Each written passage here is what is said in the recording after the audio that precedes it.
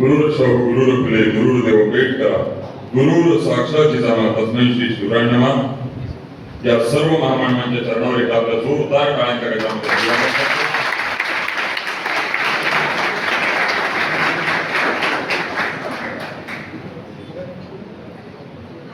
श्री शिवाजी शिक्षण संस्था आणि श्रीवाजी शिक्षण संस्थेचे संस्थापक अध्यक्ष.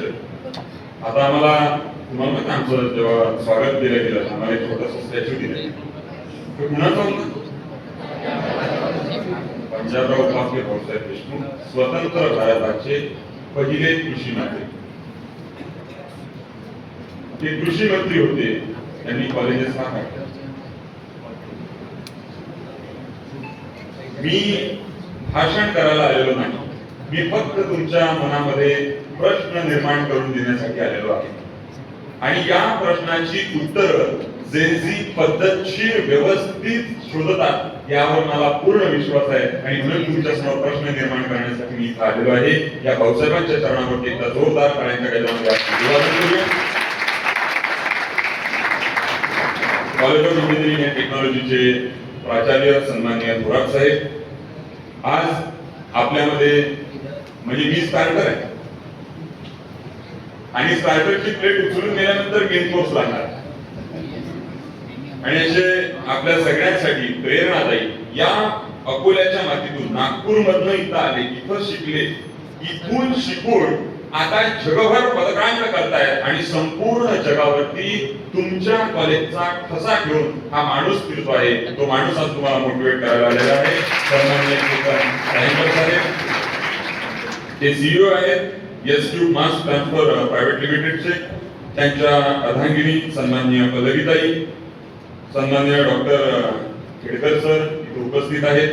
मला त्यांनी बोलवलं इथं तुमच्याशी बोलण्यासाठी, संवाद साधण्यासाठी, असे सन्माननीय doctor S T Sangle sir, ज्यांचा आता सत्कार झाला आणि सत्कारामध्ये उन्नत भारत अभियानाच्या अंतर्गत त्यांचा सत्कार झाला.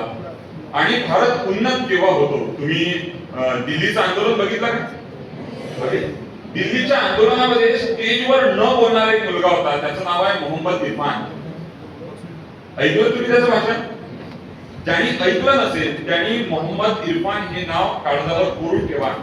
जो स्टेजवर नव्हता, जो आंदोलनाची भाषा करत नव्हता, तो या देशाच्या व्यक्तीचं गांभीर्य काय आहे, त्याची गरिमा काय आहे यावरती तो बोलत होता.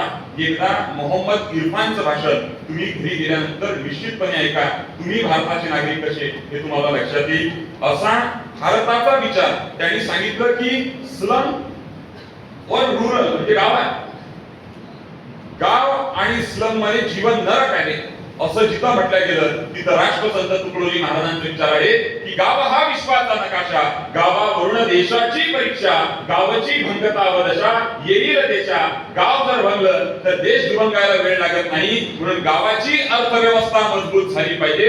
कच्चा माल मातीच्या भावे, पक्का होताची चौकटीने खावे, मग कसे सुखी व्हावे ग्रामजन, असं ज्या राष्ट्रसंत तुकडोजी महाराजांनी म्हटलं. त्याच ग्राम जयंतीचा, ग्रामनाथाचा, गावाचा विचार करून तुमच्या महाविद्यालयातील एक व्यक्तिमत्व उभं राहतं आणि म्हणतं की गावाची अर्थव्यवस्था मजबूत करण्यासाठी मी पुढाकार घेईल आणि गोऱ्या थांबणारी मशीन, गोऱ्यापासून ती एक नवीन इनोव्हेशन जे आणलं. सन्मान्य भाषाकडे सर आपल्यामध्ये बसले तर जोरदार सन्मान्य अमित गावडे सर. आणि मला सर आनंद झाला, मी बऱ्याच कॉलेजेस मध्ये बोलायला जातो, सगळे प्राचार्य, प्राध्यापक, गेस्ट अशी सगळी मंडळी असते, परंतु या मधात असणाऱ्या लोकांना सुद्धा वाटतं की आमच्या दोनही बाजूला आम्हाला सुरक्षित करणारे जेनझी असावे, या देशात सुरक्षित असणारे हे दोन्ही जेनझी परदेश आणि स्थानिका. जिथं माझ्या पुढ्यात बसले तुम्ही सगळी मंडळी, सन्मान्य विचारपीठ आणि विचारपीठात तुम्ही समोरील तुम्ही सर्व सन्मान्य, एकदा तुमच्या सर्वांसाठी जोरदार टाळ्यांच्या गजरामध्ये मित्रो, मी तुम्हाला सांगितलं मी स्टार्टर आहे. स्टार्टरला प्रश्न येत असतात, आलेल्या प्रश्नाचं उत्तर आपण शोधत असतो आणि शोधणाऱ्या उत्तरामागे जो धावत असतो, मला हे उत्तर मिळालं पाहिजे यासाठी जो धावत असतो, त्याचा विवेक जागृत असतो. मी विवेकाची एक डेफिनेशन करून माझ्या भाषणाला सुरुवात करेन. माझ्याकडे वेळ फार कमी आहे, मला वेळ भरपूर दिलेला आहे, परंतु आणखी एक कार्यक्रम असल्यामुळे एक विवेकाची आपण डेफिनेशन करूया. मी जे विचारेन त्याचं उत्तर तुम्हाला जोरात द्यायचं आहे. गाय आपल्याला काय देते? इतक्या आरामात देते. गाय आपल्याला काय देते? दूध देते. गाय दूध देते की काढतो रे? आता ठरवा, गाय दूध देते की आपण काढतो? काढतो.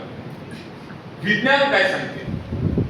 गाय दूध देते हे विज्ञान सांगते, पण गायीचं दूध काढावं लागतं हे विवेक सांगते. आणि म्हणून मग विवेकाचा वापर तुम्हाला जिथं जिथं करण्याची वेळ येते तेव्हा तेव्हा या देशातल्या, तुमच्या समाजातल्या, तुमच्या घरातल्या, तुमच्या पुस्तकामधल्या जिथं जिथं तुम्हाला कुठलीही गोष्ट दिसते त्या गोष्टीला तपासून पाहणे, पडताळून पाहणे, त्याच्यावरती चिकित्सा करणे, यासाठी विद्यार्थ्याच्या मनात तो लागतो विवेक. आणि जो विवेक विद्यार्थ्यांकडे असतो तोच विवेकानंद होत असतो. आपल्याला विवेकानंद व्हायचा आहे, म्हणून विवेकाला जिवंत करणं अत्यंत गरजेचं आहे. आपण म्हणतो तरुण कसा असावा? चेहऱ्यावरती तेज असावं, चारित्र्यामध्ये संपन्नता असावी, निर्व्यसनी असावा, अहंकार नसावा. बऱ्याच लोकांना दिसण्याचा आणि निर्व्यसनी असण्याचा सुद्धा अहंकार आहे. आणि म्हणून मग वारकरी संप्रदायामध्ये म्हटलेलं आहे, अहंकाराचा वारा न लागू राजाचा. राजाला अहंकाराचा वारा लागला की रावण सुद्धा मारला जातो. म्हणून मग रावणाला सुद्धा, माणसाला सुद्धा अहंकाराचा वारा लागू नये यासाठी आपण इथं सगळ्यांच्या चर्चेसाठी उपस्थित झालेलो आहे. मागं उपस्थित असणाऱ्या सगळ्या काळ्या कोट्यातल्या माझ्या मित्रांना माझी विनंती आहे की आपण बसून जा. तशी देशात लवकर खुर्ची कोणाला भेटत नाही. तुम्हाला भेटून जायची तर घेऊन या. खुर्चीवर बसलं नाही तर बसण्याच्या ठिकाणावरती काय काय बसलेलं आहे आता तुम्ही सगळे देशात पाहून राहिले. त्यामुळे सगळ्यांना माझी विनंती आहे की आपण बसून जावं. हा जो विवेक आहे, हा विवेक तुमच्या पुस्तकात कुठे मिळतो मला माहिती नाही. म्हणजे बरेचदा असं होतं की पुस्तकात जे असतं ते वास्तवात नसतं, जे वास्तवात असतं ते पुस्तकात नसतं. पुस्तकातलं आणि वास्तवातलं एकत्रित करून मस्तकात जेव्हा येतं ते तयार झालेलं मस्तकातलं रसायन म्हणजे केमिकल तुमचं हे जेव्हा चांगल्या पद्धतीचं बनतं तेव्हा तुमचं व्यक्तिमत्व, तुमचं चारित्र्य बनत असतं. आणि स्वामी विवेकानंद म्हणतात की चरित्र निर्माण ही राष्ट्र निर्माण की सबसे महत्वपूर्ण बुनियाद है. तुमचं चारित्र्य कसं आहे? चारित्र्य चेक करायचं असेल, आपल्या चारित्र्यात काही फॉल्ट आहे का, तर कोणत्या तरी ऍस्ट्रोलॉजी जवळ जा मी असं सांगणार नाही. तुम्ही आपलं असं इंस्टाग्राम उघडायचं, इंस्टाग्राम आहे ना तुमच्या सगळ्यांकडे, असं इंस्टाग्राम उघडायचं मित्र, सध्या उघडू नका, मी सांगतो ते बघा. इंस्टाग्राम उघडायचं, इंस्टाग्राम मध्ये जायचं, मी सुद्धा इंस्टाग्राम यूज करतो. इंस्टाग्राम मध्ये जायचं आणि इंस्टाग्राम मध्ये गेल्यानंतर चारित्र्य चेक करण्यासाठीचं एक फंक्शन दिलेलं आहे. तुम्हाला माहिती आहे ना आपल्या हातमध्ये काय चाललंय, व्यवस्थित आहे की नाही आहे, चुकीचं आहे का, बरोबर आहे का, आपण जे बघतोय, आपण जे स्क्रोल करतोय हे येतंय का. इथं एक खाली आहे ना, इथं सर्चिंग बार दिसते माहिती आहे तुम्हाला. याच्यावर क्लिक केल्यानंतर ज्याच्या प्रोफाइल वरती भगत सिंगांचा फोटो येत असेल, स्वामी विवेकानंदांचा फोटो येत असेल, शिवाजी महाराजांचा फोटो येत असेल, भाऊसाहेबांचा फोटो येत असेल किंवा एखाद्या संतांचा विचार येत असेल, त्याची चारित्र्याची लेवल ही 5 स्टार मध्ये गेलेली आहे, रँकिंग मध्ये गेलेली आहे. पण इथं मुलांच्या याच्यात कमी कपडे काय बघतोय आपण. बघा पूर्वी असं असायचं की सर घरात अभ्यास करत असतील आणि सरांच्या आजूबाजूला घराच्या ओट्यावरती बसतील. पूर्वी जुनी लोक, म्हातारे लोक मस्त धोतर घालून हातात काठी घेऊन घराच्या बाहेर ओट्यावर बसलेले असायचे. आणि एखादा समजा माझ्यासारखा माझी मुलगा गावातला बदमाश जेव्हा गावात घरी जायचं त्यांच्या की आहे का घरी, तर आजोबा काय आहे ते चालू आहे घराच्या तो अंगात सुराला अंतर असं होतं की नाही सर. तांबे सरांनी याचा अनुभव घेतला, इथं बसलेल्या सगळ्यांनी जवळपास तो अनुभव घेतलेला आहे. आता तो अनुभव तुम्ही घेतलेला जवळपास नाहीये. याचं कारण काय माहिती आहे? कारण की यांना किंवा आम्हाला, म्हणजे मी की तुमच्या 7-8 वर्षांना मोठा असेल मी तुमच्यापेक्षा, आम्हाला भेटलेला जो अनुभव होता, आम्हाला भेटायला जी लोक येत होती ती आमच्या घरातल्या ज्येष्ठ लोकांच्या डोळ्यासमोरून येत होती आणि मग त्यांना ती आम्हाला ती भेटत होती. आणि आमच्या घरातली लोक ठरवायची की यांना भेटू द्यायचं की नाही. पण आज तुम्हाला भेटायला जी लोक येतात ती इथून येतात. आई डाव्या बाजूला, वडील उजव्या बाजूला आणि मधात सिंगम दळबग भेटायला येते की नाही. मला तर 2014ची आझादी याच्यावर भेटायला येते. कोण भेटायला येते याच्यावर? माणसाच्या आजूबाजूला कोणती लोक आहेत? म्हणजे साध्या सोप्या भाषेत जर सांगायचं झालं तर एखादं सोयाबीनचं झाड आहे छोटस, आणि त्या सोयाबीनच्या झाडाच्या बाजूला जर भल्या मोठ्या प्रमाणात गांजर गवत झालेलं असेल तर सोयाबीनच्या झाडाला चांगलं सोयाबीन येणार नाही. याही पेक्षा की एखादा चांगला गोड काकडीचा वेल असेल आणि तो जर कडुलिंबाच्या झाडावर गेलेला असेल किंवा कळवट एखादा झाड असेल, रोप असेल, त्याच्यावर जर गेलेला असेल तर ती काकडी सुद्धा कशी होते? कडू होते. तुम्ही बघितलं असेल की एखाद्या वेळेला तुमच्या गव्हाची पोळी गोड लागत नाही. याचं मुख्य कारण असते की त्या शेतामध्ये प्रचंड मोठ्या प्रमाणात तण आणि गाजर गवत झालेलं असते आणि त्यासोबत तो गहू बाहेर निघालेला असतो आणि म्हणून त्याचा जो रस तुमच्या गव्हाला लागतो आणि मग ते दळून तुमच्या ताटात जेव्हा पोळी येते तेव्हा ती कळवट झालेली असते, तिची चव बदललेली असते. मित्र, जीवन असंच आहे. निसर्ग तुम्हाला रोज शिकवतो, निसर्ग तुम्हाला रोज काहीतरी देतो आणि म्हणून तुमच्या आजूबाजूला सराउंडिंग मध्ये काय लोक आहेत, कशी लोक आहेत, तुम्ही कुणाच्या सानिध्यात राहता. डॉक्टर बाबासाहेब आंबेडकरांना कुणाचं सानिध्य होतं? तर गाडगे महाराजांचं. गाडगे महाराज असे कीर्तन करायचे, बाबासाहेब खाली बसायचे. भाऊसाहेबांच्या सोबत कोण होतं?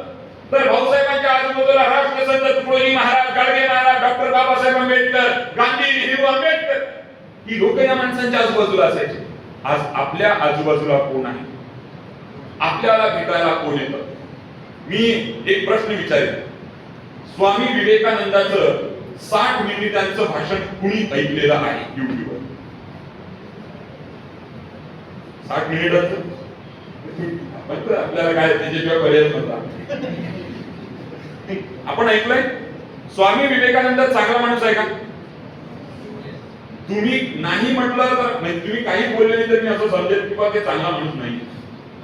आता समजा मी विचारलं किंवा आपला शौर्य चांगला आहे का, तर त्याची आई बाबा त्याची बहीण जोरात सांगते हो खूप छान आहे, खूप चांगला आहे, आईच्या वाढदिवसाच्या दिवशी पेटंट गिफ्ट करणारा कोण आहे सांगेल.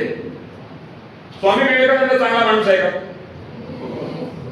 बाबासाहेब, शिवाजी महाराज, भाऊसाहेब याच्यातला कोणाला तुम्ही एक तास ऐकू सांगा?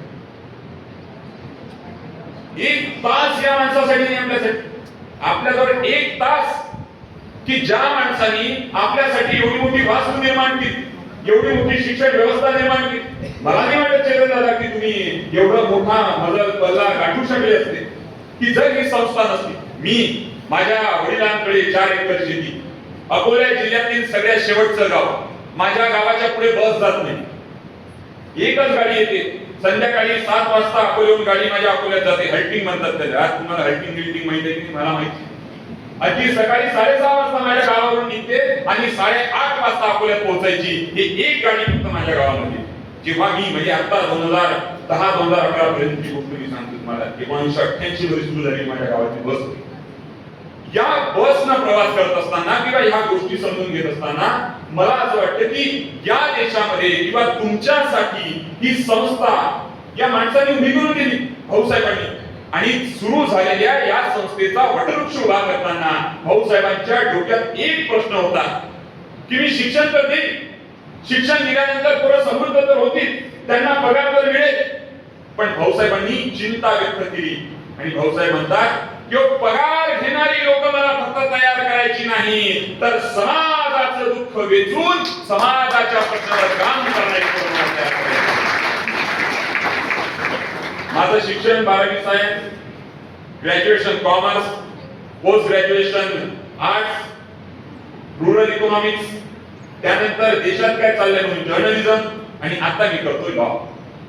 काही संबंध आहे का नोकरीचा? जवळपास बिलकुल नाही. पण नोकरी शिवाय सुद्धा तुम्हाला व्यवसाय उभा करता येतो. त्या व्यवसायाच्या संदर्भानं चेतन दादा तुम्हाला सांगतील.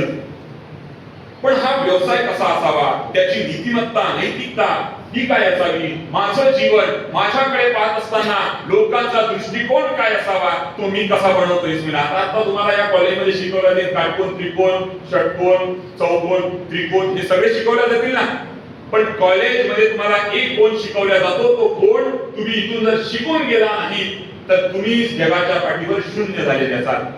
तो म्हणजे काटकोन त्रिकोण षटकोन नाही, तर तो आहे जीवनाकडे बघण्याचा दृष्टिकोन. तो दृष्टिकोन तुम्हाला मिळालेला आहे आणि तो निर्माण होतो बरं. तो असाच मिळत नाही, तो निर्माण करावा लागतो. मग तो निर्माण कसा होतो, तर या लोकांच्या सांगितल्यात. भेटा कधीतरी सांबरे सरांना, भेटा कधीतरी थोरात सरांना आणि विचारा थोरात सर तुमच्या वेळेला काय होतं. माझे सगळ्यात चांगले जर कोणी मित्र असतील तर ते जवळपास 60 वर्षाचे होते. लहानपणापासून म्हाताऱ्या लोकांसोबतचा माझा अतिशय चांगला संपर्क, सगळ्यांसोबत मी अतिशय चांगला, कारण त्यांच्याकडे गोष्टी आहेत, त्यांच्याकडे स्टोरीज आहेत. आपल्याकडे काय स्टोरीज आहे. मी कॉलेजला गेलो, कॉलेज मधनं मग कॉलेज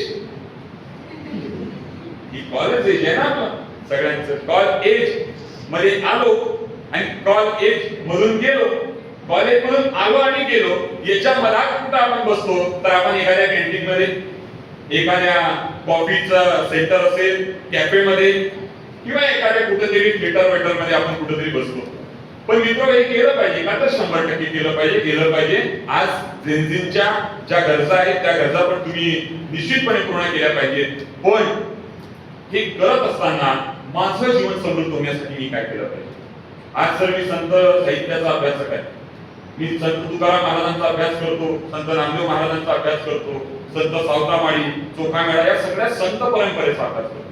मी तिकडे गौतम बुद्धांचा पण अभ्यास करतो. नजरच्या बसल होत नजरच्या होत कमंडू, कमंडणे बसल होत न कमंडणे होत कमंडू. कोण म्हणते गौतम बुद्ध वाचले का कधी आम्ही? नाही. समजून घेतले का? नाही. ऐकलेत का कधी? नाही. मग बुद्ध काय म्हणतात? नजरच्या बसल होत नजरच्या होत कमंडू, कमंडणे बसल होत न कमंडणे होत कमंडू. म्हणजे काय अर्थ सांगा, बोलून जमणार नाही. याचा अर्थ असा आहे की माणूस जन्माला आला म्हणून तो लहान महान छोटा मोठा ठरत नाही. चेतन दादाचा जन्म नागपूरमध्ये झाला, चेतन दादा अकोल्यामध्ये येऊन शिकले, पुन्हा आणि संपूर्ण जगभरामध्ये फिरून राहिले, एक त्यांचे एक वलय निर्माण करून राहिले, हे त्यांचं वैशिष्ट्य. पण माणूस जन्माला आला म्हणून लहान मान होतो का? आता समजा मी जन्माला आलो ना, घरच्या घरी ठेवलं असतं, जन्मलं असतं का? बिलकुल. माणूस जन्माला आला म्हणून तो लहान महान छोटा मोठा कधीच ठरत नसतो. तर तो कसा जगतो, तो कसा वागतो, तो कसा बोलतो आणि तो कसं स्वतःचं चारित्र्य निर्माण करतो, यावरती माणसाचं मोठेपण ठरवल्या जातं. हे बुद्धांनी सांगितलं. आपलं जगणं, आपलं बोलणं, आपलं वागणं, आपलं इतरांसोबतचा व्यवहार करणं. मला साधी एक गोष्ट, एका प्रश्नाचं मला उत्तर द्या. चूक काय आहे, काय बरोबर आहे, काय चांगलं आहे आणि काय वाईट आहे, यामधला जो फरक आहे, हा फरक तुम्हाला कोणाला सांगावा लागतो का? समजा मर्डर करणे चांगलं की चूक? बरोबर, वाईट आहे ना ते. चोरी करणे, कुणाला मदत करणे, शिवी देणे आणि कुणाला जरी कौतुक करणे, त्याच्या पाठीवर कौतुकाची थाप टाकणे, बरोबर. तुम्हाला एक मंत्र देतो मी तुम्हाला साधा, की तुमचं जीवन सुंदर सुजलाम सुफलाम आणि लोकांनी तुमचा आदर करावा असं जर तुम्हाला बनवायचं असेल तर दोन गोष्टी डोक्यामध्ये ठेवायच्या. चांगलं काय आणि वाईट काय, याचं गणित, याचं सूत्र हे तुमच्याचकडे आहे. आणि तुमचं मन तुम्हाला सांगते की हे चांगलं आहे, तुमचं मन सांगते की हे वाईट आहे. आणि जेव्हा मनानं उत्तर देणं बंद केलं तर मनातून प्रोसेस इथपर्यंत जाते आणि इथं प्रोसेस होऊन त्याचे कॅल्क्युलेशन्स होतात. याचा काय फायदा, याचा काय तोटा. आणि क्षणिक फायदा असेल, काही अतिशय अल्प कालावधीसाठीचा जर फायदा असेल तर तो फायदा टाळावा, तो कितीही मोठा. मग तो फायदा टाळण्याची शक्ती आपल्यात निर्माण आहे का? नाही. जर नसेल तर कॉलेज कशासाठी आहे, तर कॉलेजमध्ये तुम्हाला ती क्षमता वाढवता येते. मी शिवाजी कॉलेजचा विद्यार्थी, आता इथं सर शिव परिवाराच्या तीनही कॉलेजेस मध्ये विद्यार्थी आहे. Railway station Shivaji arts commerce science कॉलेजचा मी विद्यार्थी. तिकडून येत असताना पंजाबराव देशमुख कृषी विद्यापीठ, आमचा प्रथमेश इंगळे कृषी विद्यापीठ आणि इथं बाबुळगाव इंजिनिअरिंग, तीनही आर्ट आहे, कॉमर्स आहे, सायन्स आहे, ऍग्रिकल्चर, इंजिनिअरिंग आहे. मला सांगा की आता काय काय काय बाकी आहे. अकोला जगाला आदर्श देऊ शकते, अकोला भारताला घडवू शकते. विजन 2020 हे स्वप्न कुणाचं आहे, तर एपीजे अब्दुल कलाम साहेबांचं आहे. पण या स्वप्नाची सुरुवात मित्र कुठून झाली? शाळेत सहल, तिरुवनंतपुरमला एपीजे अब्दुल कलाम साहेबांची सहल गेली आणि त्या सहलीमध्ये सगळी पोरं खेळत होती, मजा करत होती आणि एपीजे अब्दुल कलाम साहेब खेळतच नव्हते. समुद्राच्या किनारी गेले आणि बसले आणि येणाऱ्या जाणाऱ्या आकाशाकडे पाहत, येणाऱ्या जाणाऱ्या विमानांकडे बघत होते. त्या विमानांकडे बघत असताना त्यांचे शिक्षक त्यांच्याकडे गेले आणि म्हटलं की कलाम, ये क्या कर रहा है? कुछ नहीं सर, एरोप्लेन विमान ते पाहून राहिलो. सर म्हणाले, अरे हे तुला भेटली ना, इतक्या वेळचं बघतोय, किती विमानं बघशील आता? सर, मुलांसोबत खेळ, या सहलीचा आनंद घे आणि तू का बघतोय? तेव्हा कलामांनी दिलेलं उत्तर या तरुण पिढीच्या, तुमच्या माझ्या जेनझींच्या डोक्यामध्ये जर उतरलं तर मला वाटतं की या देशाला विजन 2020चं स्वप्न, जे 2020चं विजन 2020 जे पाहिलेलं होतं, 2020 ला आदेश महासत्ता बनवण्याचं स्वप्न जे कलामांनी पाहिलेलं होतं ते पूर्ण होईल. एपीजे अब्दुल कलाम साहेब, वय वर्ष काहीतरी 12, 13, 14 असेल आणि कलाम साहेबांनी उत्तर दिलं आणि कलाम साहेब म्हणतात की सर, मी आज सहलीला इथं आनंद व्यक्त करावा, इथं मी प्रचंड खेळावं यासाठी आलेलो नाही, तर मी इथं यासाठी आलोय की मला इथं आल्यानंतर विमान पाहायला मिळेल, मला हे विमान बघितलं, असं विमान मी बनवेल, अशा विमानात मी बसेल आणि असं विमान मी माझ्या गावात उतरवेल. या ताकदीचा माणूस एपीजे अब्दुल कलाम झाला. या तीनही गोष्टी त्या माणसानं करून दाखवल्या. स्वप्न अशी बघा, कुठेही जात असताना अशी दृष्टी ठेवा की याच्यातून मी सृष्टीचं निर्माण कसं करेल. आणि ती दृष्टी एपीजे अब्दुल कलाम साहेबांकडे होती. हो, या पलीकडे तुम्ही राष्ट्रगीत माहिती आहे तुम्हाला? जनगण मन माहिती आहे? कुणी लिहिलं? रवींद्रनाथ टागोरांचं कोणतं हे होतं? शाळा कोणती होती? संस्था कोणती होती? हा, बरोबर, शांतिनिकेतन. कोणती होती? शांतिनिकेतन. आणि शांतिनिकेतन मध्ये असेच एक दिवस थोरात सर समजा शिकून राहिले, असेच टागोर साहेब बसलेले होते आणि टागोर साहेबांच्या समोर सर 8 विद्यार्थी बसलेले होते आणि या 8 विद्यार्थ्यांच्या समोर थोरात सर म्हणजेच टागोर साहेब शिकवत होते, रवींद्रनाथ टागोर शिकवत होते आणि काही पाहुणे आले. ते पाहुणे असताना गेट पासून चालत चालत चालत येत होते, तर त्या पाहुण्यांना दिसलं की कोणीतरी हातामध्ये भाला घेऊन आहे आणि भाला फेकत, कुणीतरी झाडावरती प्रचंड वेगाने चढत आहे, कुणीतरी बाजूलाच असणाऱ्या तळ्यामध्ये पोहत आहे, कुणीतरी घोड्यावरती बसून घोडस्वारी करत आहे. असं पाहत येताना हे सगळ्यांचे काहीतरी चित्र विचित्र कामं चालू होते, खेळत होते. आणि मग ही सगळी मंडळी जी पाहुणे म्हणून रवींद्रनाथ टागोरांच्या शांतिनिकेतनला भेट द्यायला आले होते, ते आले आणि टागोरांना म्हणतात की तुमच्या तर शांतिनिकेतनचं आम्ही प्रचंड कौतुक ऐकलं होतं की शांतिनिकेतन मध्ये माणूस गेला की तो घडतो, पण इथं घडत नाही, इथं तर बिघडतो. तुमच्या समोर बसलेली 6 लोक आणि बाहेर बघितलेल्या मी 100-150 मुलं, हे काय करताय? कोणी घोडा चालवतंय, कोणी भाला फेकतंय, कोणी पाण्यामध्ये पोहतंय, कोणी झाडावरती चढतंय, कोणी सूर्यमारंब्या करतंय. हे तर प्रचंड विधायक आहे. आम्ही जो विचार करून आलो होतो तसं तर शांतिनिकेतन नाही. तुम्ही ज्यांना शिकवताय त्यांचं भविष्य सुखरूप आहे, पण जे तुमच्याकडे येऊन शिकत नाही यांच्या भविष्याचं काय? हा प्रश्न रवींद्रनाथ टागोरांना विचारला आणि रवींद्रनाथ टागोरांनी उत्तर दिलं की उत्तर तुमच्यासाठी खरं जीवनामृत आहे. उत्तर काय होतं? रवींद्रनाथ टागोर साहेब म्हणतात, बरोबर आहे, माझ्या पुढे बसलेल्या विद्यार्थ्यांना मी जे शिकवतो ते शिकतात, ज्ञान ग्रहण करतात आणि भविष्यात उज्ज्वल होतात, प्रचंड मोठं यश संपादन करतात, एखाद्याचे मी शिकवलेलंच क्षेत्र पुढे घेऊन जातात. पण माझ्या संपूर्ण कॅम्पस मध्ये भाला फेकणारा, घोडा चालवणारा, पाण्यामध्ये पोहणारा हा पोरगा किंवा ही विद्यार्थी येणाऱ्या काळामध्ये या देशाचं नाव उज्ज्वल करतील, कारण यांना मी शिकवलेलं ते शिकत नाही, तर निसर्गाने शिकवलेल्या कला ते आत्मसात करतात आणि स्वतःमध्ये काय आहे ते सिद्ध करण्याची ताकद ते दाखवून देतात आणि म्हणून मग ते सिद्ध करतात आणि जगात प्रसिद्ध होतात. ही ताकद आपल्याला रवींद्रनाथ टागोरांनी सांगितली की तुमच्यामध्ये असणारा कला, कौशल्य, गुण हे वाया जाऊ देऊ नका. कुणाला बोलता चांगले तसे त्यांनी त्याचा वापर करावा, कुणाला पडता चांगले तसे त्यांनी त्याचा वापर करावा. तुम्ही आता कुणाला चांगलं गाता येत असेल, आता ही ताई गात होती, किती सुंदर गात होती. मला तर वाटते सर की पुढच्या वेळेला तुम्ही भाऊसाहेबांचं जे की गौरव गीत आहे तर गौरव गीत याच्यावरती लावल्यापेक्षा तिला काय लावा, त्या गौरव गीत मध्ये असणारे एक शब्द हा आपल्यासाठी ऊर्जा आहे. आणि मग या ऊर्जेला आपल्याला साठवणं अत्यंत प्रचंड गरजेचं आहे. ही ऊर्जा तुम्ही साठवणं गरजेचे आहे मित्र, लक्षात घ्या. आणि मग त्या टागोरांनी सांगितलेला तो संदेश घरी घेऊन जा.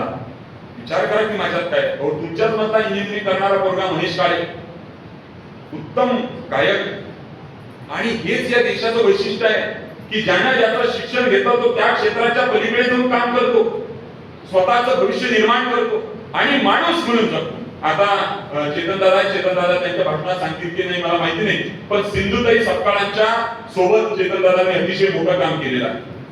इंजिनिअरिंग करणारा माणूस, उद्योजक माणूस, कंपनीचा सीईओ असणारा माणूस, काय संबंध आहे? असतील ना पोर असू द्या, मला काही त्यांचं घेणं नाही. असं जर त्या माणसाने म्हटलं असतं तर तो माणूस पैशाने मोठा झाला असता, माणूस म्हणून मोठा झाला नसता.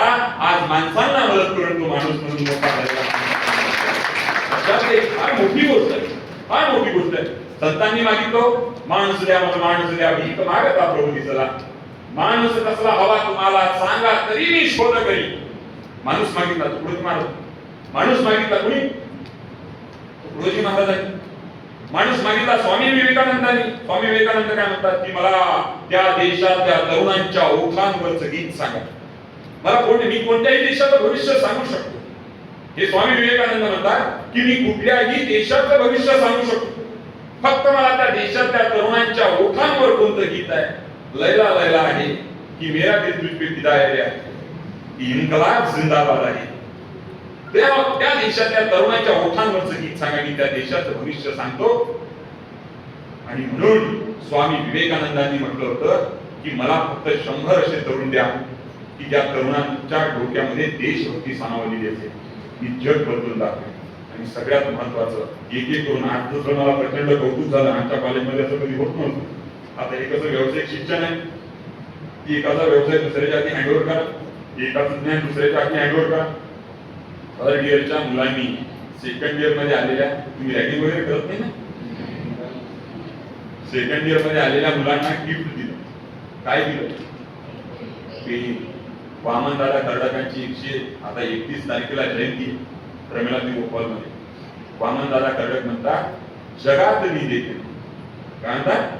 जगातली देखणी माझ्या भीमाची देखणी.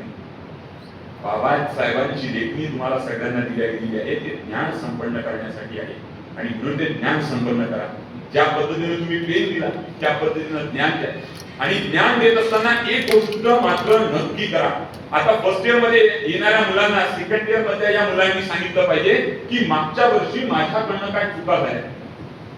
तुम्ही बरोबरची एक लिस्ट बनवता ना. माझी एक उलटी सवय आहे की मी आज दिवसभरामध्ये काय चुकीचं केलं, मी कुणाशी चुकीचा वागलो, माझ्याकडनं काय चुकीची कृती झाली, मी सगळे रोज लिहितो. आणि पहिले ते याची लिस्ट प्रचंड मोठी, 100 150 चुका दिवसाच्या निघायच्या. आता 2 4 5 चुका दिवसाच्या निघतात. ह्या चुकांतून माणूस सुधरत असतो, बनत असतो, घडत असतो. तर तुम्ही पहिले तुमच्या रोज, आता हे तुमचे सेकंड इयर वाल्या मंडळींना, फायनल इयर वाल्या मंडळींना जा भेटा, त्यांना विचारा की तुम्ही मागच्या 3 वर्षामध्ये 2 वर्षामध्ये काय चुका केल्या, जे आम्ही केलं नाही पाहिजे, आम्ही करू नये. तुमचा हा जो डायलॉग आहे ना, तुम्हाला सांगतो आतापर्यंत झेनझी एकत्रित नव्हता. आता मागच्या काही महिन्यांपासून झेनझी एकत्रित झाली, चर्चा एकत्रित झाल्या, गप्पा एकत्रित व्हायला लागल्या आणि तुमची भाषा ही प्रचंड ऍडव्हान्स आहे. बस कॅच केली, शौर्य म्हणजे मी बस पकडली नाही किंवा मी बस मध्ये गेलो नाही किंवा मी बसला वेळेवर गेली, सॉरी बस क्लच केली.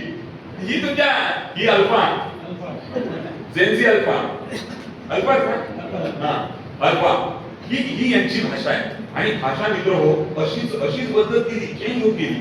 तुकाराम महाराजांचे अभंग तुम्ही तेव्हाचे वाचले तर हिरा टीव्हीचा गणी वाचे मारिता जो गणी करणीचा होईल तुरा तो बोल पावे संपला, अशा पद्धतीने. पण तुम्हाला या अभंगातून काय भेटेल, काय मिळेल? संत काय देतात? संत काल, आज आणि उद्या हे समान असतात. कबीर कोण आहे? पण संत कधीच कोणत्या जातीचे नसतात, संत कधीच कोणत्या धर्माचे नसतात, संत कधीच कोणत्या पंथाचे नसतात. संत हे माणसाचे, माणुसकीचे आणि माणूस घडवणारे असतात. ते तुम्ही घेऊन जाणं अत्यंत गरजेचं आहे. आणि संतांचं एक वचन मी तुमच्या समोर ठेवतो, कारण की तुम्हाला चेतन दादाला ऐकायचं आहे. मेन कोर्स बाकी आहे तुमचा. आज जर एवढा हेवी झाला तर कसं करा, प्रांतालाच हेवी आहे. तर एक तुकाराम महाराजांचे एक अभंग आहे सर, आणि तो तुम्हा सगळ्यांना लागू होतो. हा अभंग तुम्ही पाठ करून ठेवला पाहिजे. तुकाराम महाराज म्हणतात की असा धरते साध्य गणिता सायास. काय म्हणतात? जागी आणा तुम्ही. असाध्य ते साध्य करिता सायास कारण अभ्यास तुका म्हणे. जे असाध्य गोष्ट आहे ती जर साध्य करायची असेल तर त्याचा तुम्हाला अभ्यास करावा लागेल. अभ्यास म्हणजे फक्त 80 पानाची नोट्स नाही. अभ्यास म्हणजे गुगलला एक प्रश्न विचारला आणि त्याचं उत्तर मला मिळालं, संपलं, याला अभ्यास म्हणत नाही.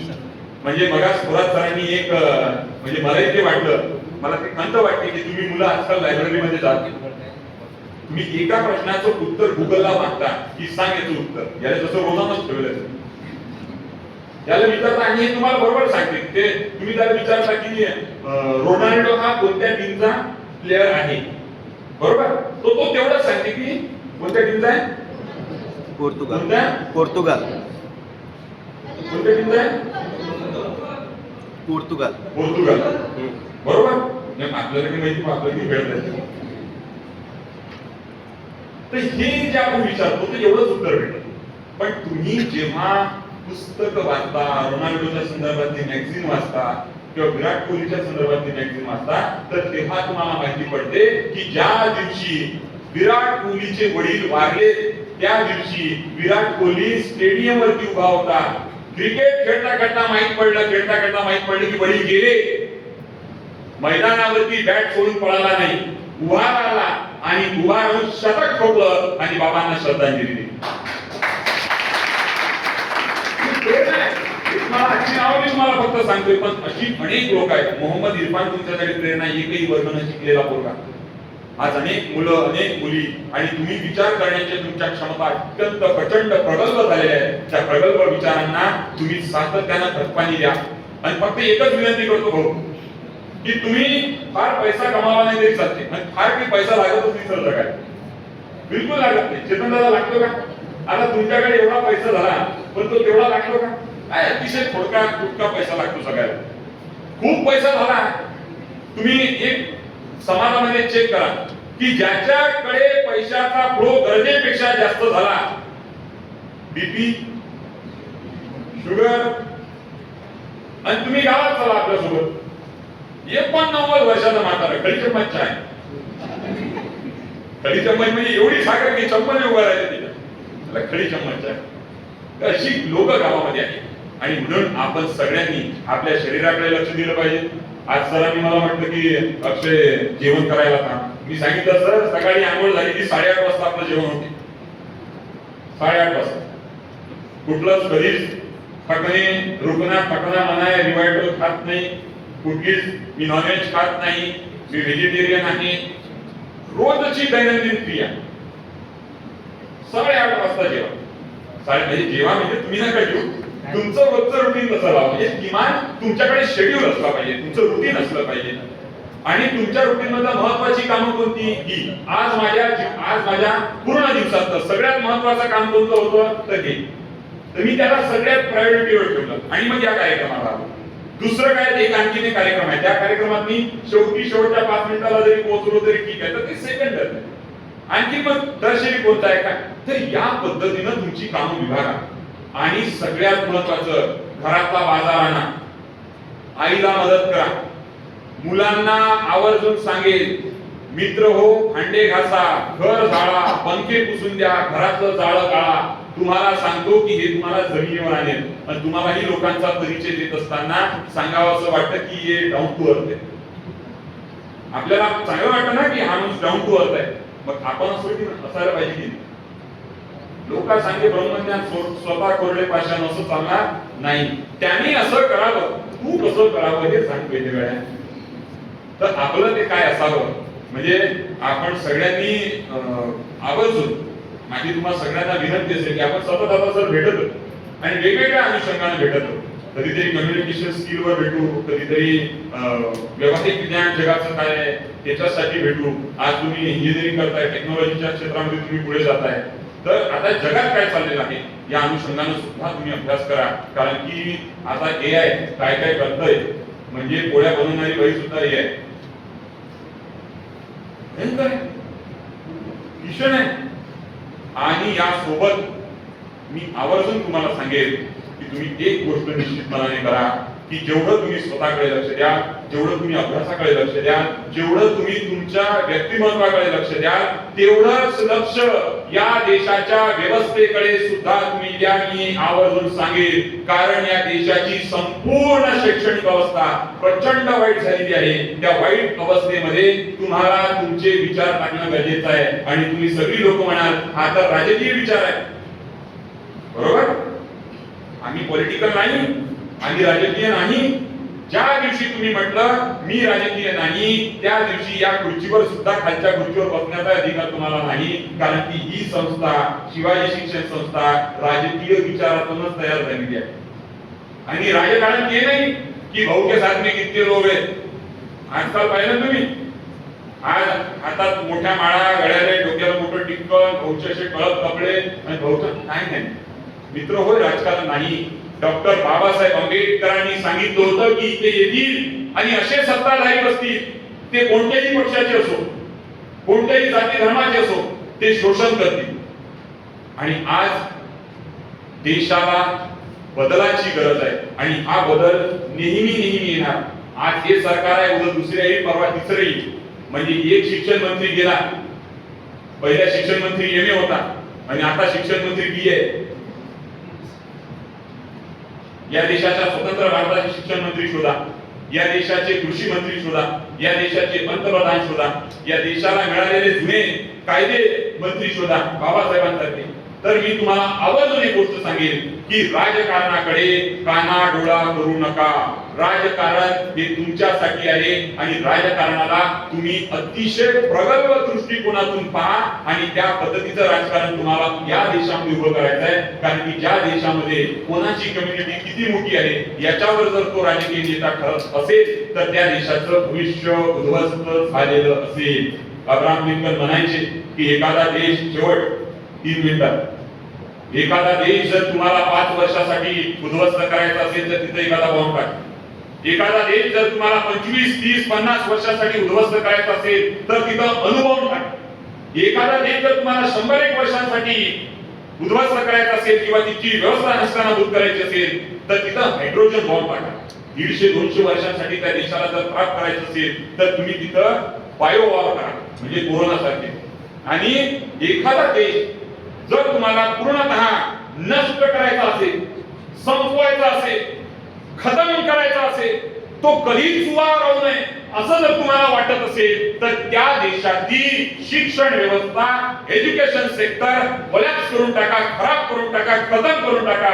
उद्या तो देश कधीच पाया उभा राहणार नाही. तिथून शिकलेला इंजिनियर कधीच चांगली इमारत बनवणार नाही. तिथं शिकलेला एखादा डॉक्टर कधीच पेशंटला चांगलं ट्रीट करणार नाही. तिथून निघालेला एखादा शिक्षक तो कधीच चांगले विद्यार्थी घडवणार नाही. तिथून निघालेला एकही माणूस म्हणून घडणार नाही. म्हणून मला तुम्हाला सगळ्यांना आवर्जून ज्या विषयाकडे तुम्हाला सातत्यानं दुर्लक्ष केल्या जाते, आपण पॉलिटिकल नाही, आपण राजकीय नाही असं म्हटलं जाते, तेव्हा तुम्ही राजकारणाकडे निरपेक्ष भावानं, वडील जरी राजकारणात असले तरी सुद्धा वडील जर चुकले तर बाबा हे तुझी चुकीच आहे असं म्हणण्याची सुद्धा धमक ठेवली पाहिजे. कारण की पंडित जवाहरलाल नेहरूंच्या वडिलांना सुद्धा सुनावणारे पंडित जवाहरलाल नेहरू होते.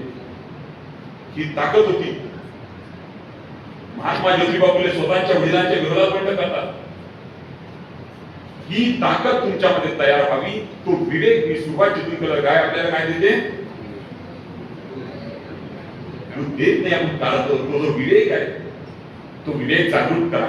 या देशाच्या व्यवस्थेकडे पहा आणि या व्यवस्थेकडे पाहून तुमचे सजेशन द्या. सजेशन म्हणजे फक्त रस्त्यावर उतरणे आणि मोठमोठे नारे आंदोलन नाही. तुम्ही जे की आणता, जो ट्रेंड आणता, जो की विचार आणता, त्या विचारामध्ये तुम्ही एकत्रित झालं पाहिजे, लढलं पाहिजे. एवढीच विनंती मी तुम्हा सगळ्यांकडे करतो.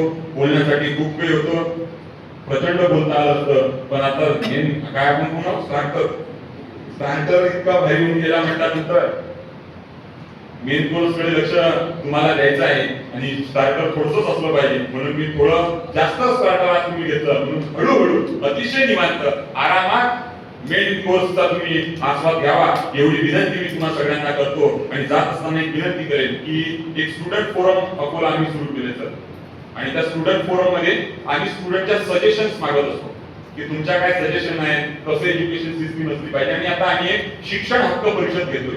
त्या परिषदेमध्ये सगळ्याच ज्या कोणत्या विचारांचे तुम्ही असाल त्या सगळ्या विचारांच्या मंडळींनी यावं आणि आमची एज्युकेशन सिस्टीम अशी असावी, nursery to KG to PG जिथपर्यंत तुम्हाला काय करायचं असेल त्या पद्धतीच्या सगळ्या सूचना तुम्ही त्या कराव्या.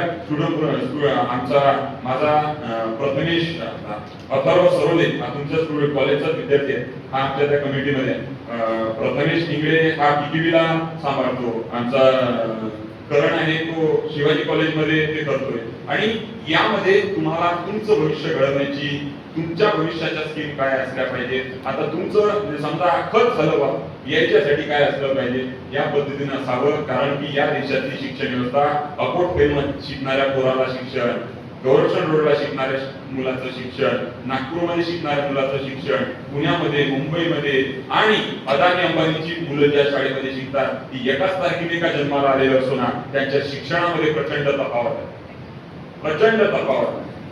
म्हणजे चेतन दादा तुमचा मुलगा प्रचंड हुशार आहे, ते म्हणतात की शुद्ध बीजापोटी पडे रसाळ गोमट, तर ते तुमच्याकडे आले पण त्यांना त्या पद्धतीच्या संधी उपलब्ध आहे. देशामध्ये संधीची समानता निर्माण करण्यासाठी साधनाची समानता पहिले निर्माण करणं अत्यंत गरजेचं आहे. त्यासाठी आपण सातत्यानं तरुण एकत्रित येऊन चर्चा करूया. मैं आजाद हूं, मुझे आजाद ही रहने दो या पद्धतीचं, नाहीतर मग आजादी आजादी एक ऐसा खेळ है, मेरे अंदर भी जेल है और मेरे बाहर भी जेल है असं होऊ देऊ नका. ती जेलची दरवाजा तोडून टाका, बाहेर निघा आणि आपला विचार प्रगल्भतेनं, शांततेनं संविधानाच्या चौकटीत मांडा. कारण संविधान तुम्हाला व्यक्तीची प्रतिष्ठा देते, गरिमा देते, त्या प्रतिष्ठेला कुठे धक्का लागू नये एवढीच विनंती, आशा, अपेक्षा आपल्या सगळ्यांकडून व्यक्त करतो. संपूर्ण विचारपीठाचा धन्यवाद व्यक्त करतो. आणि सांगरे सरांनी इतकं म्हणजे इतका वेळ एखादे शिक्षक एखाद्या विद्यार्थ्यासोबत बोलतात, सर मला प्रचंड आनंद झाला की तुम्ही मला इथं बोलावलं. सर पूर्ण विचारपीठाचे धन्यवाद व्यक्त करतो. आणि जात असताना आपल्या सगळ्यांची रजा घेत असताना एवढंच म्हणे, मी विचारेन की आम्ही कुणाचे मावळे आहोत, तर तुम्ही दोन्ही हात वर करून सांगायचं आम्ही शिवबांचे मावळे आहोत. सांगा मी काही डोनाल्ड ट्रम्पचं नाव याने लावणार, मी तुम्हाला शिवाजी महाराज हे ना, आम्ही कुणाचे मावळे आहोत. आता सर मला एक सांगा की शिवाजी महाराज घोड्यावर बसले, शिवाजी महाराज घोड्यावर बसलेत ना, शिवाजी महाराज घोड्यावर बसल्याचे समजा 2 मिनिटासाठी शिवाजी महाराज घोड्यावर बसले, बहिर्जी नाही बाजूला उभे आहेत आणि बहिर्जी नाही बसले, वळांतर राहू काय आपल्याला काय राहू दे, आपल्याच घरचा कार्यक्रम आहे, आपल्या महाराजांबरोबर आजची मूळ नाही. हो शिवाजी महाराजांचं नाव घेता तुम्ही आणि त्या राजाचं नाव घेत असताना तुमच्या धन्यांमध्ये रक्त सळसळलं पाहिजे.